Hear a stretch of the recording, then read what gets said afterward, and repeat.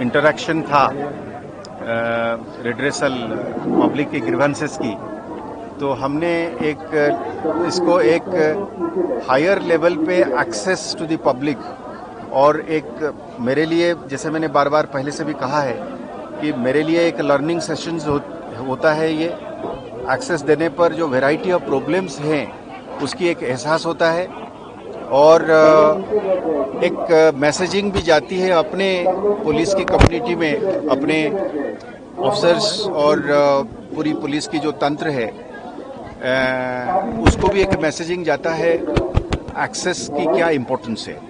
और ये बार बार जो मैं जगह जगह पे दोहराता हूँ कि कम्युनिटी के साथ हम पुलिसिंग करना चाहेंगे और कम्युनिटी की कंसेंट से करना चाहेंगे जहां तक संभव हो, जहां तक मुमकिन हो। इसका एक कंटिन्यूएशन है। साथ में मुझे मौका मिल जाता है हमारे जो पुलिस के जो मार्टियर्स फैमिली है उनके साथ इंटरेक्शन करने के लिए, पुलिस के कुछ और फैमिलीज होते हैं, उनके और मसाइल होते हैं, उसको समझने के लिए और उसको हल करने के लिए एक मौका मिल जाता है। तो ये कुल मिला के आवाम की जो कंप्लेंट्स हैं, ग्रीवांसेस हैं, इश्यूज हैं, उसकी जानकारी और उसको हल करने के लिए एक कोशिश, और अपने पुलिस के जो एहलकार हैं, जो मातायद हैं, जो पर्सोनेल है, उनका फैमिलीज की जो कठिनाइयां हैं, जैसे अभी बैठे बैठे किसी ने कहा कि साहब घर में घरवाला जो है उसकी फौत हो गया है, बच्चे के लिए हम MBBS की प्री कोचिंग लेना चाहते हैं। तो इस तरीके ये मेरे लिए जानकारी होती है कि मेरी वेलफेयर डिपार्टमेंट के लिए अच्छा ये भी एक रिक्वायरमेंट, इसको किस तरीके से ऑर्गेनाइज तरीके से हम दे सकते हैं। तो ये सिलसिला है, इसी का एक कड़ी है। पार्लियामेंट इलेक्शन कुछ विषय हुए तो अब अमरनाथ यात्रा है, अमरनाथ यात्रा and the successful conduct of this overall elections. ऐसा है कि हम सब लोग जो है इस बात पर हमें एक सेटिस्फैक्शन है कि इलेक्शंस जो है पूरा अमन हुआ और इसमें वोटर्स की टर्नआउट जो है वो हाई रहा और ये एक अच्छी आगाज़ है और हम चाहेंगे कि इसका जो पॉजिटिव बेनिफिट है वो आगे ये एक ट्रिगर करे, एक सिक्योरिटी की एक वर्चुअस साइकिल को आगे लेने में, यानी कि पीछे की तरफ ना हो, ये आगे की तरफ बढ़े। क्योंकि हमारी बुनियादी तौर पे ये है कि अगर अमन रहेगी तभी इलेक्शंस हो पाएंगे, अगर डर नहीं रहेगा तभी लोग फ्रीली वोट कर पाएंगे, अगर खौफ नहीं रहेगा तो बंदा इलेक्शन में खड़ा होने का जरूरत करेगा नहीं, तो अगर खौफ रहेगा चाहे किसी भी साइड से, फिर आम आदमी जैसे आप हैं, मैं हूँ, मतलब मैं अपने को इसीलिए कह रहा हूँ कि कल जब मैं वर्दी से बाहर चला जाऊँगा या कहीं जहाँ पे मैं यहाँ DG हूँ, जहाँ नहीं हूँ, वहाँ पे तो मैं एक आम नागरिक हूँ। कल अगर मैं जरूरत करूंगा कि मैं भी इलेक्शन लड़ूं या वोट डालूं, तो उसके लिए एक बगैर खौफ वाली एक माहौल बननी चाहिए। उस माहौल को कैसे हम बरकरार रखना चाहेंगे, उसके लिए हमें इस चीज़ की फिक्र है और हम उसको मेंटेन करने के लिए कभी कभी हमें उस चीज़ को लेकर पत्थर भी पड़ते हैं, पर हमें इस चीज़ की एहसास है कि चीज़ों को दुरुस्त रखने के लिए, सड़क को शांत रखने के लिए, एक बेखौफ माहौल को बनाने के लिए हमें कुछ लोगों के खिलाफ कार्रवाई करनी पड़ती है। Sir, any message to the masses? Sir, any message to the masses and the police down the lines? See, the message from a police officer, be of whichever rank he is always this, that please accept this. We have to be tough against some people.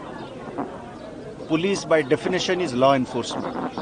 आप मेरे से आज इस वक्त बात कर सकते हैं क्योंकि आपको पथराव नहीं था, आप आ पाए मेरे पास, टाइमली आ पाए। आप जब जाएंगे आपको उम्मीद रहेगी कि आप अब घर में पहुंचेंगे, बीच में आपको खलल नहीं पड़ेगी, आप किसी तरीके की परेशानी में नहीं आएंगे, अचानक कहीं किस जगह पे फंसेंगे नहीं, कोई आपको रोकेगा नहीं, टोकेगा नहीं, मारे।